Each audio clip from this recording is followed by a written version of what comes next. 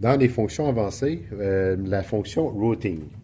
Fait que si je viens peser ici sur routing, c'est là que vous allez avoir routing, c'est tout simplement comment mes différents channels et tout ça, mes prises et tout ça sont orientés à l'intérieur de la console.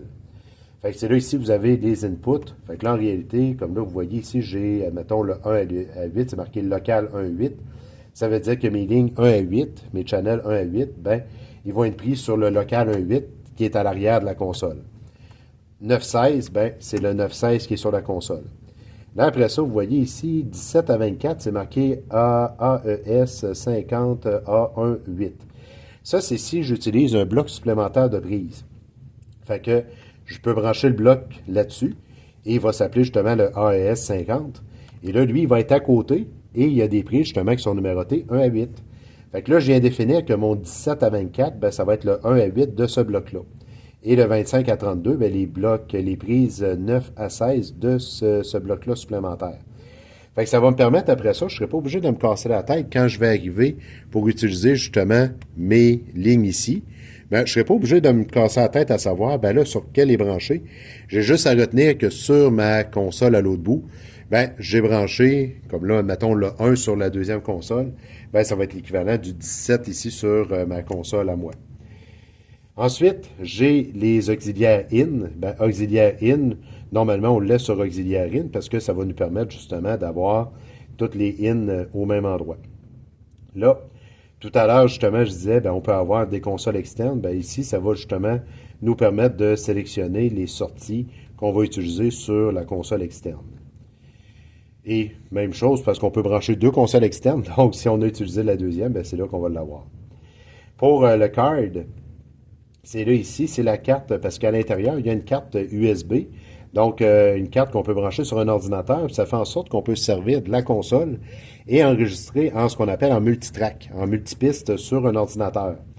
Fait que ça, pour aller voir sur Internet ou aller voir un autre tutoriel qui va vous expliquer un petit peu plus comment le faire, parce que ça peut être légèrement complexe. Ensuite, vous avez XLR. Ben, ça, c'est les prises XLR. Fait que vous avez XLR Output qui est ici. Ben, ça, c'est nos sorties XLR. Fait que vous avez output 1 à 4, output 5 à 8. Fait que ça nous permet justement de dire, ben, OK, mon output 1, ben, il s'en va sur le 1. Output 5 s'en va sur le 5. Ça, c'est le côté gauche. Le côté droit, c'est marqué Output Patch Overview. Fait que ça, des fois, ça peut nous permettre, comme là, si je regarde ici mon moniteur, il est branché sur le 1. Et le Mixbus, ben, c'est sur ma console, ma ligne 1 ici de mix. Fait que si j'envoie quelque chose là, comme dans une autre vidéo, j'ai montré comment envoyer mon son ici pour l'envoyer sur un moniteur sur la scène. Fait qu'à ce moment-là, ben ici, je viens dire, OK, sur le output 1, ben, je vais avoir le Mixbus 1.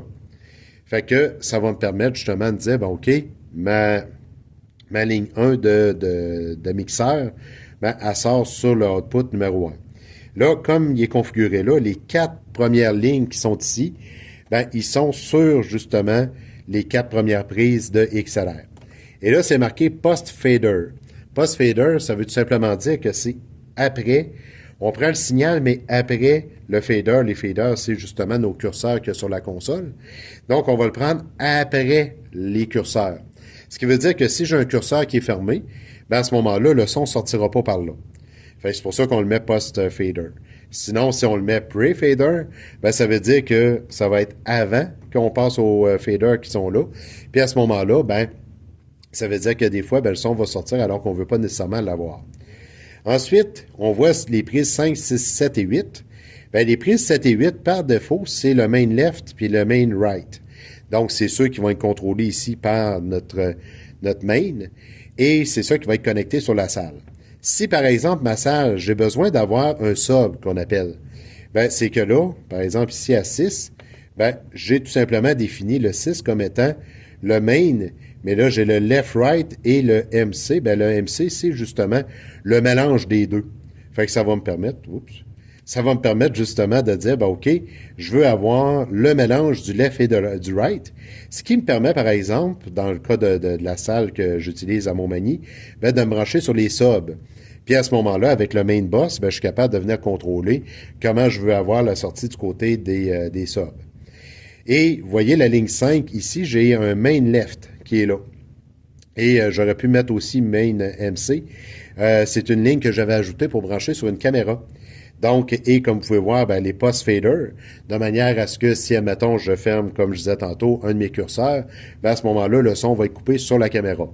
Si vous l'oubliez, ben, ça va faire en sorte qu'à un moment donné, votre caméra, ben, si vous avez, par exemple, mis de la musique d'ambiance et que vous montez et descendez les faders, dépendamment s'il y a quelqu'un qui parle ou non, ben, les gens qui vont entendre la vidéo, ben, eux autres, ils vont tout le temps entendre le son de la vidéo.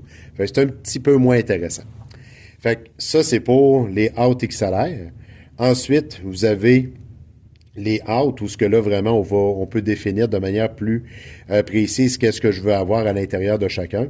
Fait que c'est ici, comme là, je suis sur le output 6 qui se trouve être mon sub, ben, je pourrais le changer pour un mix boss, une matrice, un direct out. Donc, ça serait d'autres prises que j'ai en arrière de ma console.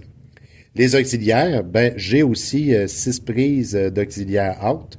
Fait que je pourrais aller dire, bon, OK, je veux brancher sur l'auxiliaire out. Je pourrais me sortir un main, donc sortir le son principal de ma console, sur un auxiliaire pour, par exemple, me mettre un petit moniteur que j'aurai à côté de moi.